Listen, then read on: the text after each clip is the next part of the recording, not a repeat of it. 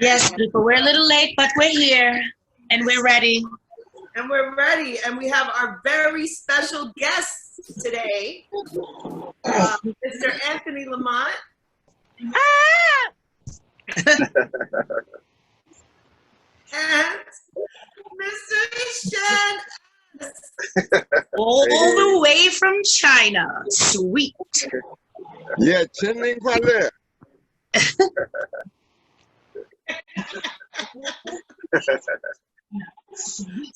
So let's get this party started. Let's get it started. Please do me a favor if you're watching this right now though, and hit that share, hit that little arrow on the bottom. Let heads know where we're at and that we finally got all of our stuff worked out. Let them know we are here, darling. We're late, you know. CP time hasn't changed. You never want to be the first one to the party. So, ladies and gentlemen, tonight I'm wearing a hat in honor of Anthony Lamont's presence. I felt like it was appropriate. Y'all know I got a hearing aid, right? Turn it up! Hey, I'm so happy to see you guys and you ladies. Yes, well, we're happy to see you too. Thank you for being with us. Yeah, I'm still bring the sunshine. Yeah, so even though it's bedtime for us, where our first guest who's gonna tell us a bedtime story is Shan S, and he is actually in the sunshine because there's a 12-hour difference from where we are here to where he is and the other side of the earth right now. Literally. Exactly, literally. So, Red? Yes. Do you wanna, let's get this started? Do I want to do something? Well, let's see. Shan S, over in the China. You've been dancing for a very, very, very long time. I've known you for a very long time. I guess I could start with a question, or actually, you know what, Shan, tell us who you are in your own words. Why are you here? Why did we even ask you? Well, one thing, we have family. It's always family. Always keep in contact with each other, connect with each other. So I had to do this. For many years, I lived in New York. I always felt like family. So it's an honor and a pleasure to be with my family again. Even though I'm on this side, it's a connection that we always have. Sweet. And who are you? Who are you? I'm trying to figure out who I am now these days. Well, in the dance world. That's what they call me. In the entertainment world. Well, I'm in the music world. Yeah, there you go. Because I dance, DJ, sing, love music, man. I'm all over, so I'm in the music world right now. Shan S, they call me as a dancer. DJ, they call me Shan S. Long time ago, they used to call me Shantastic, like to sound like a superhero. Fantastic. That was from my big sister Marjorie. You know, she used to say that she the one that gave me that name, Shantastic. When I used to do the candy store radio station, NYU, but that's what it's called. Okay, sweet. Yes, absolutely. So yeah, Khalif says Shine S. Oh, that's yeah. In Europe they call me Shiners. Yeah, They call you Shine S in Europe. Yeah, shine like a shine. Shiners. I thought they was trying to say shine ass, like an ass, like the way the hairstyle like an ass. I said, okay, I get too personal here now. Well, you call me ass now, just kidding. No, you want to know what story I want to hear, Shannon? I want to hear the story about when you used to walk by the dog. Oh, God. Did Khalif tell you to say that? No, I know that story. I love that story. I guess, honestly, because honestly, Khalif was the first one I told that to. Ever since then, everywhere I go, yo, she didn't tell that story. So I thought maybe if I give you a little hint, like, tell she had to talk about the dog story, but okay. I mean, so this is it. I want y'all to really I'm going to try to speak in a clean way, You don't have to. Dirty, Okay, it's adult. Ladies and gentlemen, if your children are still up, that's on you. It's bedtime. Okay, so the dog story is like, every morning I used to go to school, and I used to go to Winkett High School in Brooklyn. And, my boy would come pick me up. We would always walk to the school, and you always pass like this alleyway, and it's always have like this kind of parked car, the same parked car, just been sitting there for a long time, but then there's always a dog that's under it. And every time we go past this alleyway, this dog just come run out and just start barking at people. But it's strange because when we used to go to school and I see people walking in front of us, I hear nothing. But as soon as I walk by this gate with the parked car with the dog, suddenly the dog come out, rah, rah, rah, rah, rah, just start barking, like getting real close to the gate, like he really want to try to bite through the gate. Ah, rah, rah, rah, rah. My homeboy said, yo, why this dog barking at you? Every time he see you, he barks at me. So I don't understand why this dog is barking at me. I have no idea. So I said, forget about it. Then the next day, same thing. My homeboy come pick me up. We all go to school. And then I see, again, people walking by this gate. I said, maybe the dog is dick. I don't hear the dog barking. As soon as I get by the gate, I hear the nails of the dog, like, he just ran to the fence. Act like it's a fence. He going real close. So it's like, I said, okay, you know what? I'm going to get even with this dog the next time I get. My homeboy like, what you mean you're going to get even with this dog? I said, okay, trust me, I have something for the next time he ever come barking. So again, next day come on. Yo, Shan, let's go, man. We're going to be late. I said, hold on. So I go in my refrigerator, drink some orange juice. I said, okay, it's time to go. I'm coming down. So then we just start walking to school. Again, I see some people going by the same gate. I hear nothing. I said, no, see, when I want to get even the dog is not even here.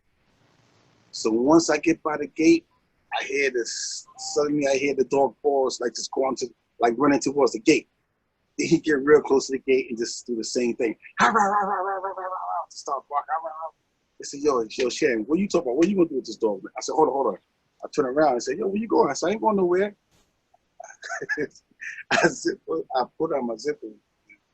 See, this is the part right here. Well, while the dog is barking, I just turn around and just I piss in his face, right? But the craziest thing, while I was peeing in his face, he still was trying to bark at the same time. So that was, but then he was like, but you see his tongue, and then all of a sudden, I guess he knew that something was wrong. The dog said, wait, this guy pissed on me. He was like, like, what the hell is this? He ran under the car. And then you just see him like still trying to bark, but he didn't want to come out because I was going to piss on him. So that was the whole thing that I felt bad I had to do that. But he didn't come out and bother me after that. But he noticed that every time when I come by the gate, because dogs can't remember. He don't come running to the gate now. He just see him barking under the car. Because he don't come to the gate. He's like, this dude pissed in my mouth. I don't want him to do that again. Because he was trying to bark and he was trying to taste it at the same time. Like his head was going like, they're like, he just, I guess he couldn't take it no more. But the reason why I just made this joke is so funny because, sit there, it's like I used to actually act like it. I used to be running on the floor acting like the dog and running to that's where the whole action is about it. That makes this joke really crazy. So that was the joke with the dog. So I feel sorry that I sorry, animal people who love it. I got tired of this dog barking at me for no reason. No reason at all. Yeah, but again, sometimes actions speak louder than words. He don't bother me no more. So that's the dog though. But really, if I was to really act it out, I think you probably can wake up your whole family since it's morning time over there. Yeah. So right now I'm catching a headache too, just trying to be like, but it's okay. It's okay. You know. Sweet.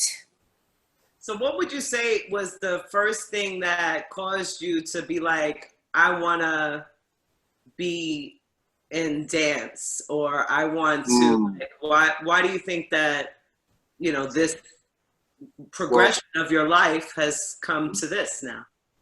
Well, I mean, because I always felt like, again, I used to do bike messenger when I was in New York. I used to work at Burger King and all these places, and, you know, got to a point where got tired of trying to make it to work. And some reason when you're trying to make it somewhere, it always still be late, and you have to keep trying to explain to your boss, yo, I'm sorry, this and that. And so I got tired of like somebody telling me things that I didn't want to hear anymore. So I say, you know what?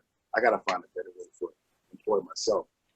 So the easiest thing, I think the best thing people ever do is to have fun and do something, the best thing you love doing, and make money at the same time. So this is the whole idea. I said, maybe I can use my dancing or my DJing and just travel around. But I honestly, I wasn't really thinking about the DJing and just traveling around. But I guess I felt I wasn't really ready to explore like the DJ world yet.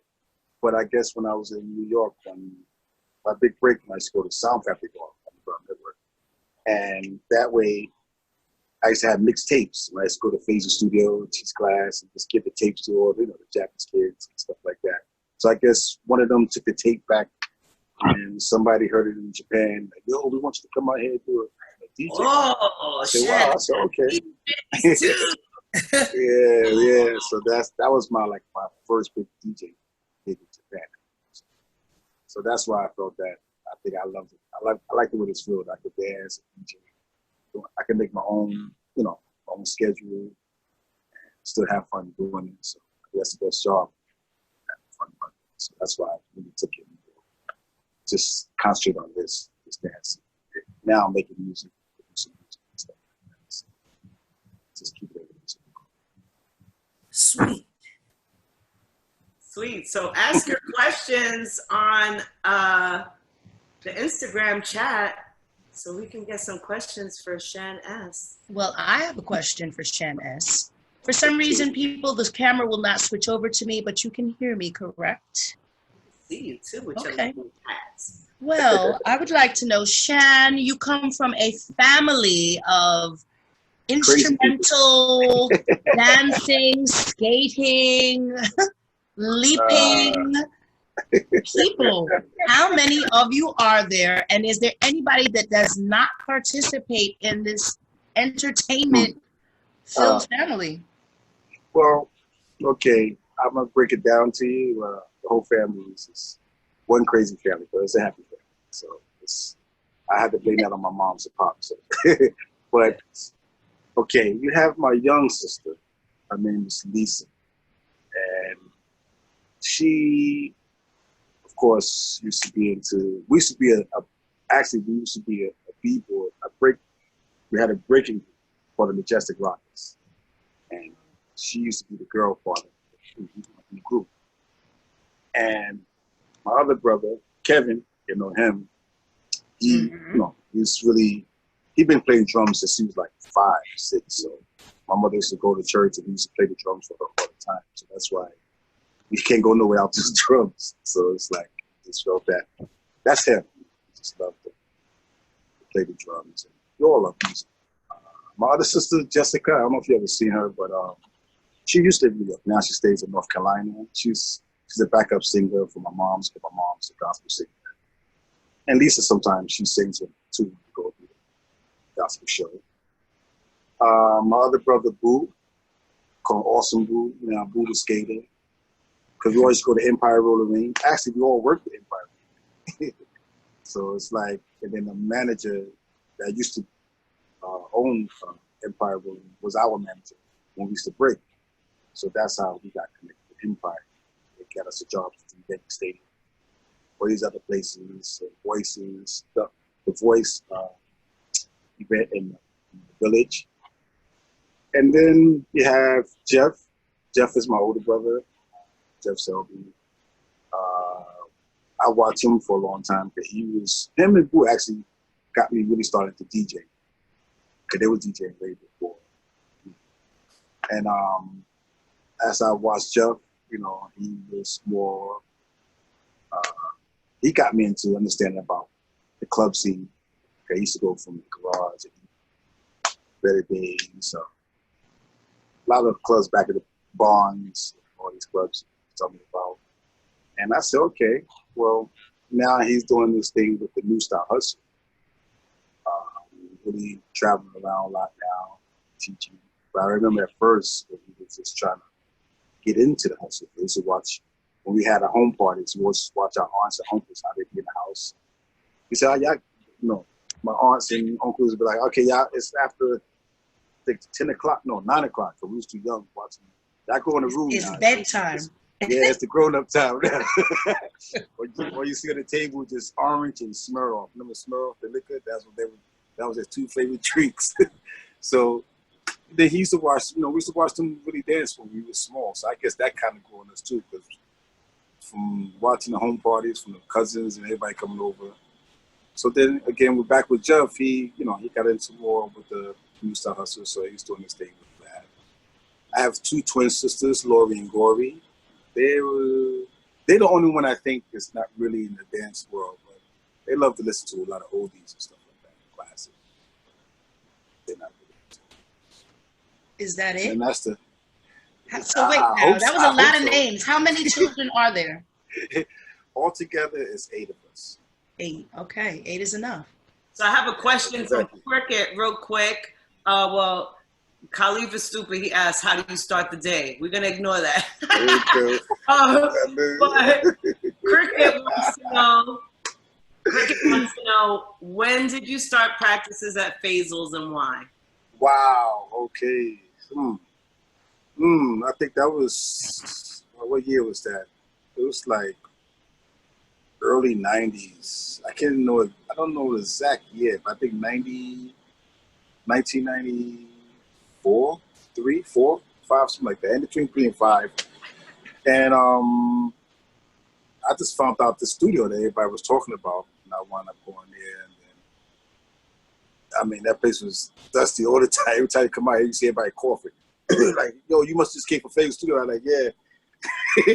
Because that was one filthy club, but it was something about the studio was so unique that I had to go there every week.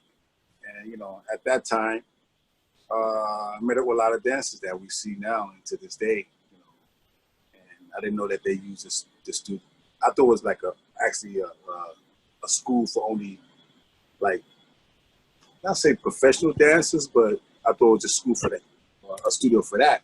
But it was just an open studio, a rental space, and everybody used that place to connect with other people from and they welcome tap. This community. Yeah, Faisal really opened the door for us, really. So then that's how I got like kind of the feel that, you know what, I like to make a party here while we be teaching or after teaching. I want to open up a space where everybody can come chill and then just dance. So I used to bring, it's crazy, I used to bring my whole DJ set in the train station. Wow. I used my shopping cart, put everything in the shopping cart, a couple of speakers, and then just take it there and plug it up, and then just play the tape sometime, and then sometimes bring records. They be like, yo, you crazy, man. You could have got robbed here. Like, just come here with all that stuff. I said, I don't know. I didn't think about it at that time. So sometimes I call somebody and say, yo, come meet me at home, man, because it's true. I could get robbed. Just trying to have fun in the studio. How would all them brothers and sisters? But really, it was only, out of all of us, it was just really only me going to Favorite Studio. Then later, they started coming. I mean, Jeff and Wu started coming. And Kevin started coming. And Lisa came once in a while. So. But that's the Favorite story. So I really miss that studio a lot. For me, that was the best studio. Nice. I met a lot of people. Yeah, a lot of people. Very nice. Polite wants to know, how long have you been living in Asia, and what changes have you seen in the dance community in that time? Well, my first time I moved was in Japan. That was in 1996, 97. And ever since then, you know, I kept coming back and forth to New York. So, of course, I still have to come see my family. But from 1997 until now, I've been mostly going back and forth. From Japan, then I lived in Taiwan. Japan, moved back to New York. Then Taiwan, then moved back to New York. Now Hong Kong. Then come back to New York. So, or Canada. Thinking about Canada. Canada started to sound good. So, Canada. so a couple of years, a long time. Too long. But right now it's too long. It's time for me to come back now. So. All right. Yeah. Well, thank you, Shannon. Shan, that's great. Thanks.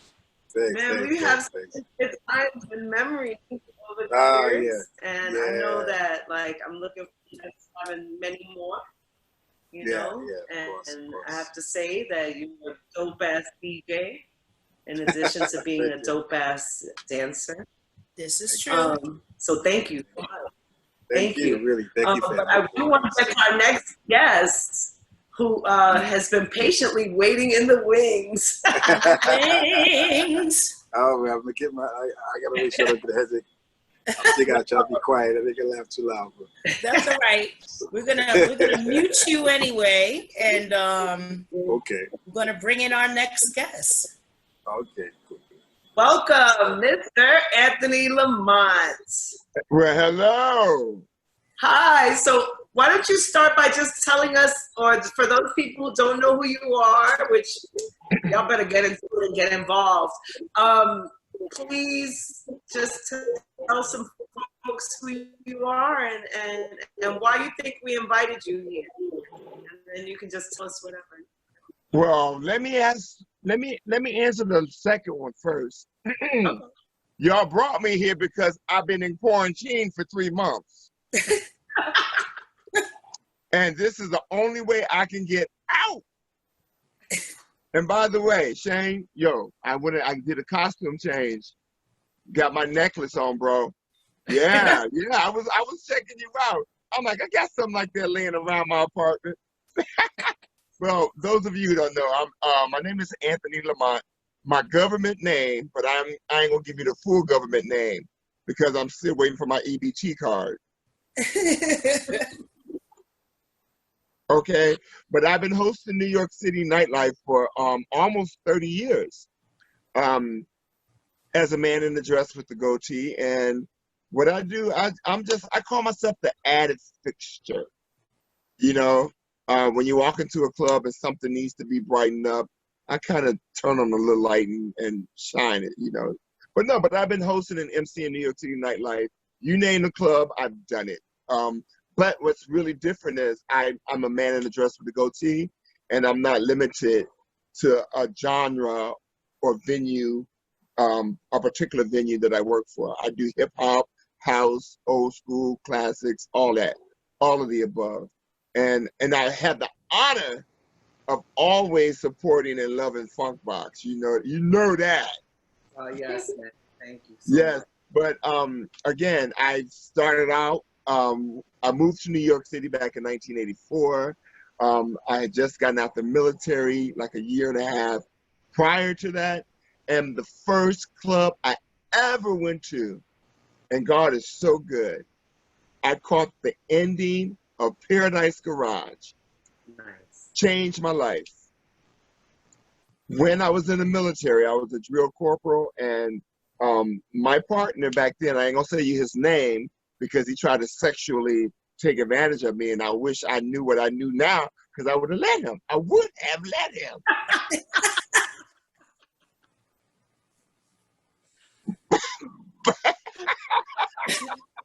I told y'all I've been in quarantine for 3 months. It's coming out. But he was the first one that told me in the military, when you get out, you got to go to New York City. You would fit right in. And he told me about Paradise Garage, and I came to New York by way of Flint, Michigan, and show up at this venue at 9 o'clock at night, and I'm like, oh my God, he got me. He fooled me, not knowing that the club did not open up until midnight, because I'm from the Midwest. But that day, that night, when I showed up at that venue later in the evening, it changed my whole entire life. One song that always brings me back to that moment, MFSB, Love is a Message. Mhm. Because the first time I've ever heard that was my mom always played it on the weekends. And whenever I heard that, I knew it was time to clean the apartment. And until I came to New York, the first time I heard that, Love is a Message, in a club was at Paradise Garage. And it was a whole new different meaning. One, I didn't have to clean up the club. But that changed my entire life. And 30 years later, I've been blessed to work with Rob Fernandez. May he forever rest in peace. Sound Factory Bar, Exit, Carbon, Club Mirage, Tunnel, Pacha. Well, previously the other venues, unfortunately, closed due to the COVID. But first of all, I want to thank you ladies for this bedtime story stuff. I'm like, wait a minute. I'm glad it's at night because, right now I'm naked. Y'all can't see because, yeah, I'm sorry. I ain't gonna, I'm gonna stop apologizing. I miss you all. I need a hug. I'm never gonna ever underestimate a hug. Never. When I see you, Red, when I see you, Cynthia, and I see you right now, Selby. I see you now, bro. What's up? What's up? What's up? Looking like one of the OJs. What's up? Yo, he is history. My boy is history. He is. Yeah. That is the man right there. I am so blessed and honored to be a part of this bedtime story. But what else y'all want to know? I got some stuff to talk. I got 3 months all Keep stored giving in me a me. little flash of the nipple, and that makes me happy. So, my friend Irv asked, what was the first party that you ever hosted? The first party I ever hosted was actually it's a bar that still exists right now. It's called Barracuda. And I was a security guard, the front door security for this bar called Barracuda. And they had a Mona Foot Star Search competition. And I'm ass backwards. I had hair down my back and it was mine. It was way before weaves came out. And it was down my back and it was my hair. I looked like Black Jesus. With light skin. And I was the bouncer at this venue, and then they had this Mona Foot Star Search that they dared me to compete in. I'm so ass backwards. I shaved all my hair off and then put on a wig. I know! And it was my hair. So anyway, it was at Barracuda. I won their Star Search. I think I'm still the longest winning competitor. And my name back then was Miss Do Her, because I would do her number, so they called me Miss Do Her. So it was at Barracuda. But as far as the first big club I've ever worked at, it was Sound Factory. So is that what, when you first started doing, because I've seen you dress in some of the most flamboyant costumes and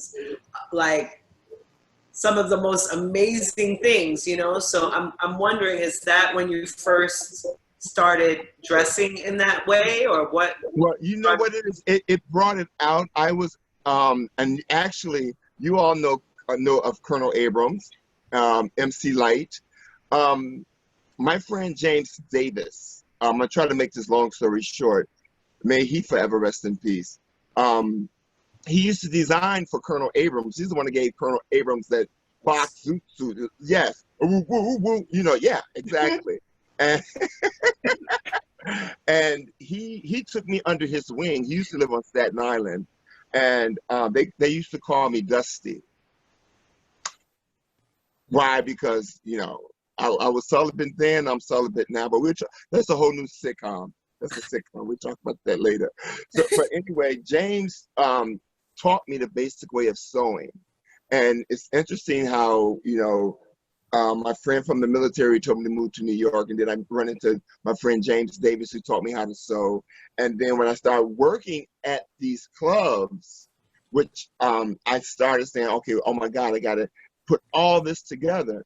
And I didn't even know where to find a pair of pumps. So I wear a size 14 in women's, which is a size 12 in men's. And I had to go to Payless. And Payless, a size 14 does not exist. So I had to squeeze my big, yeah. I had to, honey, I paid it less, paid it forward, and now I got bunions. Yes, I have bunions. And I put it all together. And I, between James Davis, Paradise Garage, and Sound Factory. Not the original Sound Factory, it was the second Sound Factory. And that second Sound Factory, it was with Alex and Leo, they were the big promoters, and it was Eddie Baez and Jonathan Peters, the DJs. And Eddie Baez was the one that brought Jonathan Peters into Sound Factory. And then he kind of sort of took over. And, and from there on in, guys, as an artist, you all know, what we do because it comes from the heart. If the money's there, that's even better. That's what we work for. We work towards, paying your dues, and eventually, hopefully what you enjoy doing, you get paid for it. And, and it's a tough business. That's why I won't give it up, because I ain't get paid yet. And coronavirus is not going to stop me. Nope. Nope. That's a good answer. Question. Be polite. You have any questions, Red? I do have a question. Okay, well, be polite. Go ahead. Someone named Benny Soto wants to know, has anyone in your family ever seen you perform, and did they gag? Oh my God. The sad part, no. But they all know what I do for a living, but not one of them ever seen me perform, but they gag over my photo shoots. And long story short, my sister, who lost the battle with cancer almost 8 years ago, she was the one that actually helped me introduce my mom to what I do for a living, because Vivian is my best friend, my oldest sister. And so I was like, when I told her what I did, and it was like applying for a job. I mean, I had to have my pictures together. I had to have my little resume and all the places where I worked. And my sister, when I told her, she goes, "Oh, Tony, wow, that's great. That's amazing." And when I submitted the pictures to her, I go, Vivian, I always told Mom, I never lied to them. They knew I worked in the nightlife. They knew I designed costumes, but they just didn't know they were for me.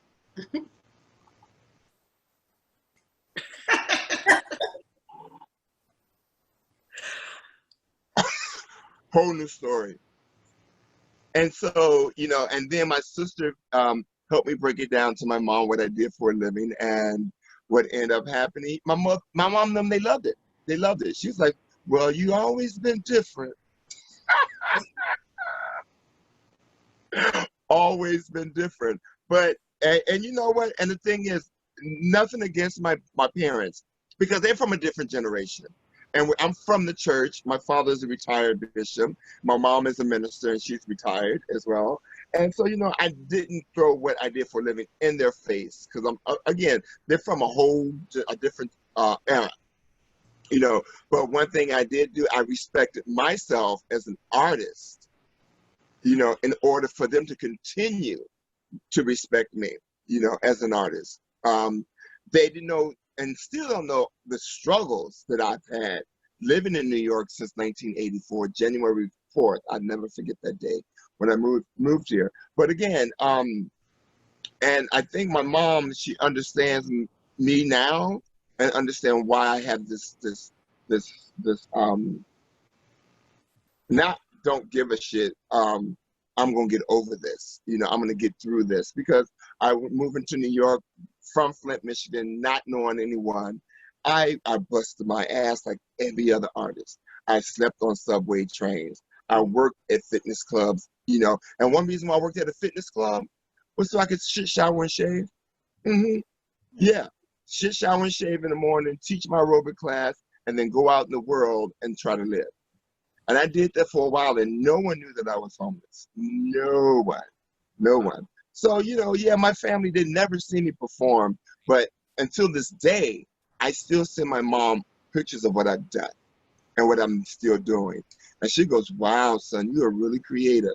But I think, and again, my mom is 75, my father's 84, so I don't push what I do on them, even though they know what I do, but I just do it respectfully, you know. But it's I kind of wish they did, though. I kind of wish they did. I think that's the only thing that I miss, you know, that my family, even my sister who passed away, none of them see me perform. And sometimes, and even this day, I sit back and I'm like, wow, I've been doing this for 30 years. Y'all gonna make me cry. And I wish my family could have seen something, you know. Oh boy, why y'all do this? Who asked that question? Fucking Benny Soto. Someone named Benny Soto asked it. Yeah, I call her, well, she got too much salt to call her salt and pepper, but yeah, we love some Benny Soto. But yeah, it's times that I wish that my family could have been there every step of the way of my struggles here in New York. But then too, I don't think I would be who I am today, because my mom, I do share stories with her when I'm really tough on my nephews and nieces. I go, Ma, you know, you got to stop. They got to learn this on their own. You know, you can't always be there to pick up the pieces, you know. And I'm only saying that because what I've been through, and I look back and I go, wow, I survived that. I've survived. And mind you, no one's done more harm to me than I've done to myself, you know. And when I say that, it's like, only thing I used to do a lot is drink. I used to drink a lot. But if you wore a size 14 pump, you would drink a lot.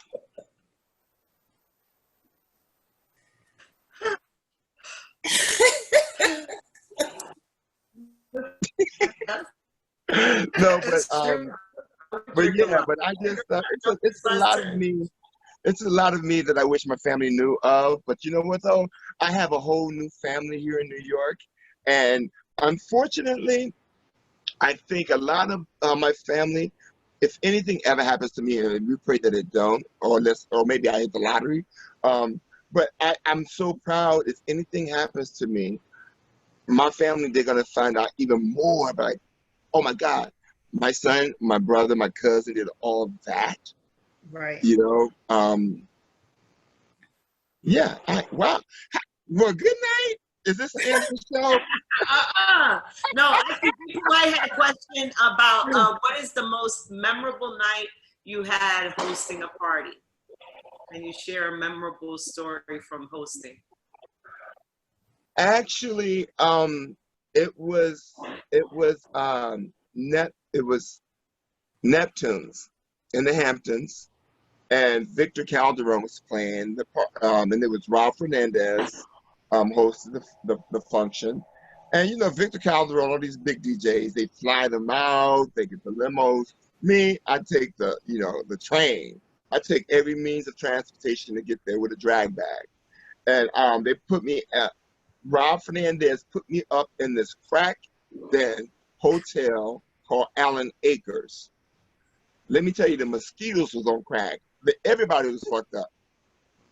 And I just, covered my windows so they could see who was in that hotel, whatever. And that was the week that Victor was playing. And I had to take all these means of transportation out.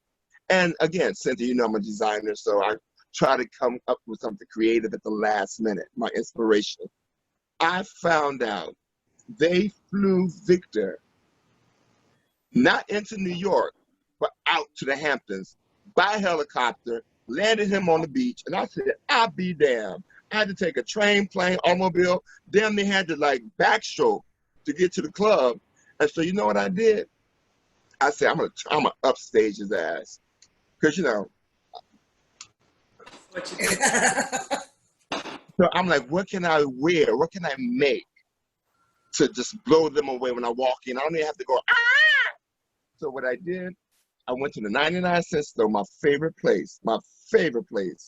And now y'all know it's essential.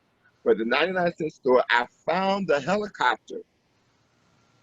I go, okay, they flew him in. I'm just gonna fly myself in.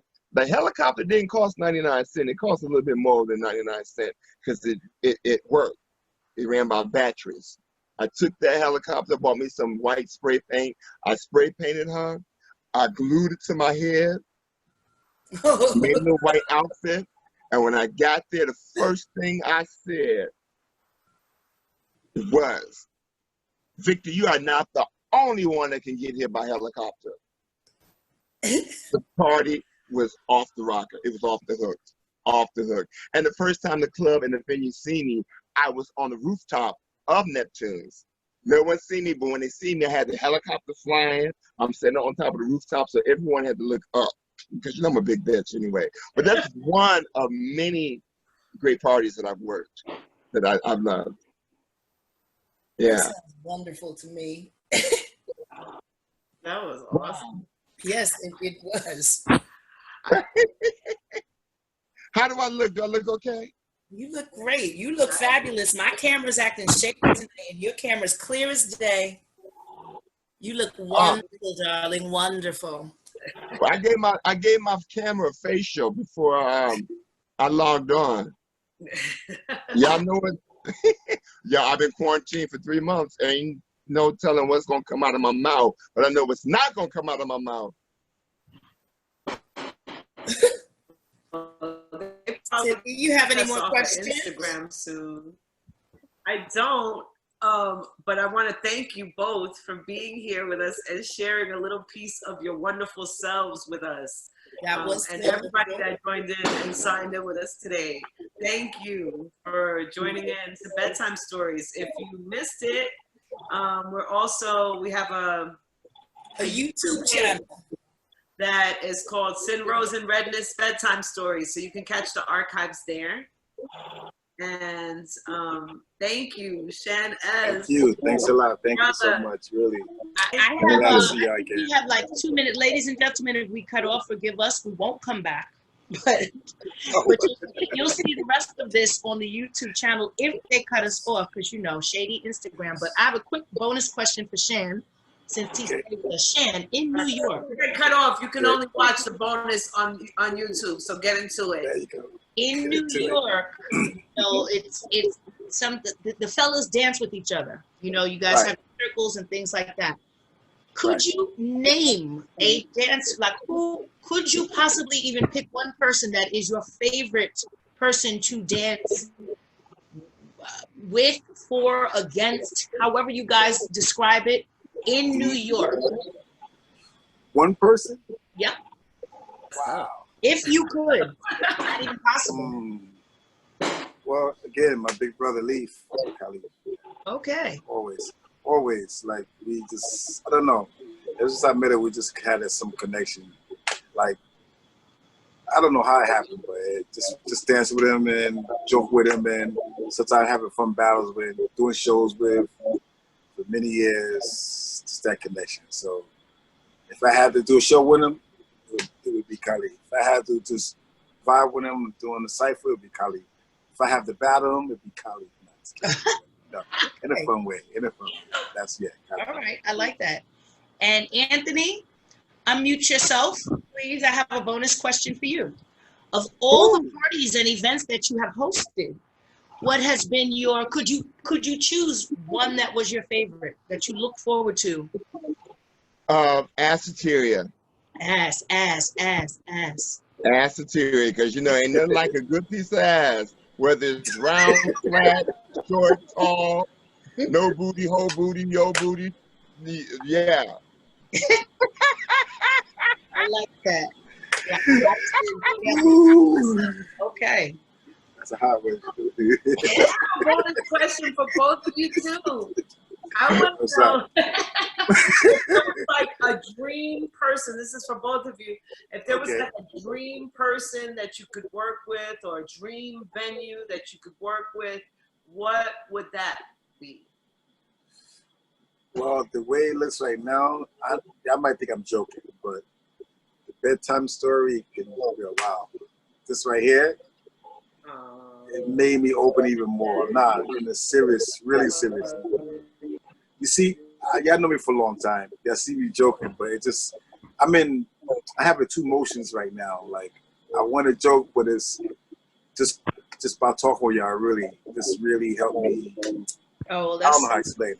I don't know how to explain it. We I don't know miss if you you never too. saw me We like miss this. you They too. just inspire you. These ladies just inspire you to want to Yeah, do more. For so many years though, like if I work with Cynthia or I work with Red for so many years, when we see each other, it's like something really. So this right here for me, for now, like from this until generations, I hope y'all can really keep this going. Make people feel like they're family. That's what I need. Thank you. And Anthony?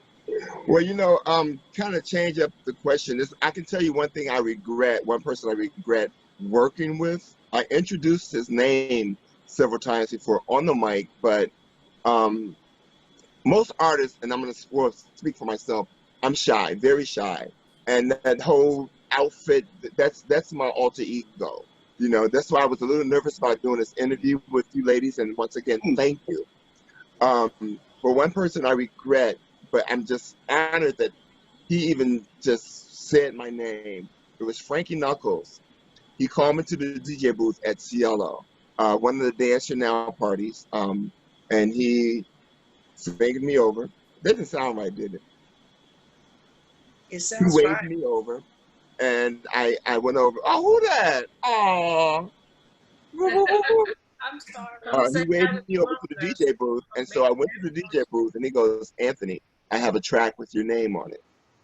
And just for him saying that, I just felt like I just got every award in the whole wide world.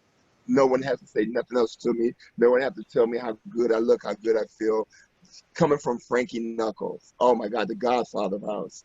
That was enough right there. And unfortunately, he passed away.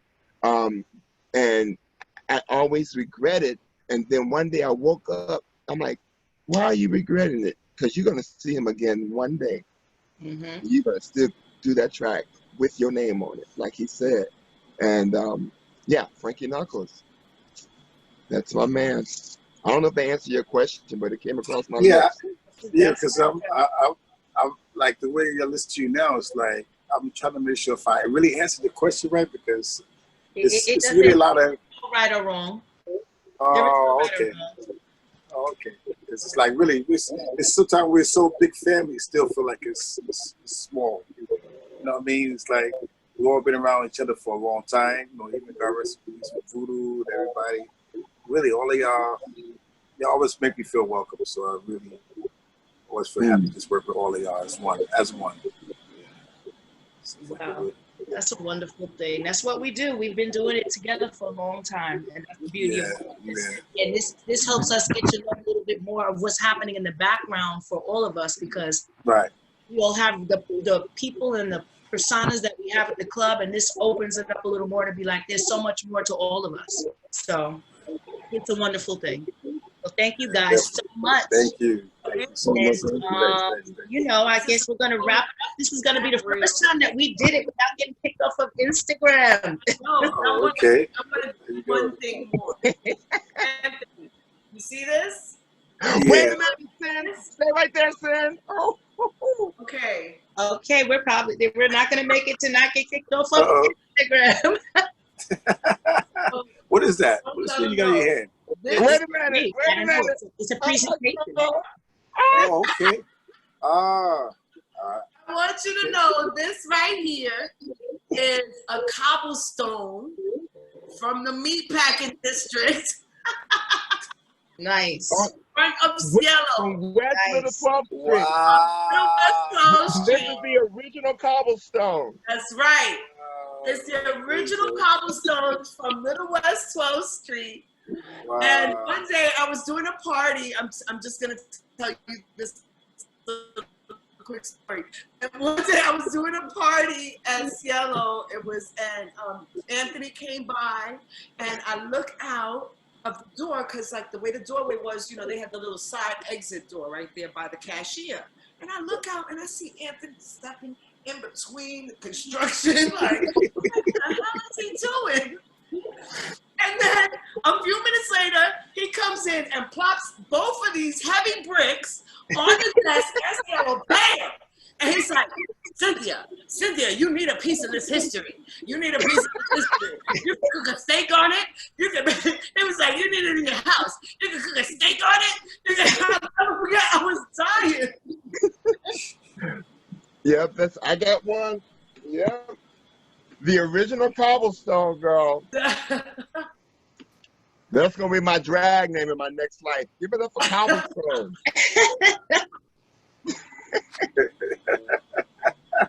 That's great, guys. Wow. I think we will have something like that.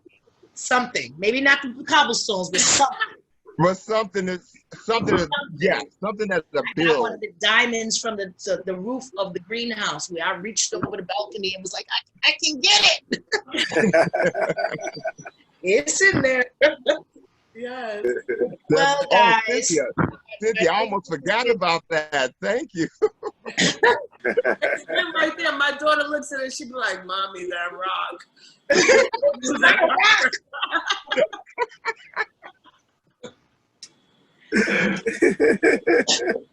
Yeah. Well, I think the time has come. I think it has. Thank you all so much for being here. Thanks a lot. Thanks a lot again. Oh, Thanks. I really enjoyed it. Really enjoyed the moment. Thank you so much. And Shan, thank you for doing this for us in the early. What time is it? Right now, it's the same time like y'all, but it's morning time. Y'all, So it's 12:10. It's in the afternoon. Wednesday. Yeah. Yeah, it's Wednesday already here. Right. Yeah, it's like the afternoon. So just 12 hours ahead for y'all. Okay. Got it. Okay. Well, Anthony and Shan, thank you so much. Right. Cynthia, my partner in crime. Yes. Thank you again. Thank you, Cynthia. And thank you everybody who logged into our Instagrams. We'll be back next week with more shenanigans. Next week we have, I believe we have Barbara Tucker and Nita Avia. Oh wow. Oh, really? Those Yes. that's All feeling. right. Amazing. Yes. You know, So we look forward. People who are listening, tell a friend, share, spread the word. yes. And, you know, I don't know. Cynthia, you got any parting words? Any party I words? just want to send love and power to everybody around the globe. We're all going through a lot. We all are dealing with a lot. You know, just stay positive and remember to like love the people around you and treat everybody with some love, like, you know, and understanding, you know, because we need more of that. Because that is really what we're fighting for, you know, is mutual respect, love, and understanding. And so, yeah, I just want to send love and power to everybody, man. And speak out against bad things. Don't stay quiet anymore. That is all. That is all. That is all. And ladies and gentlemen, on that, we bid you good night. Now, do I put my finger on it?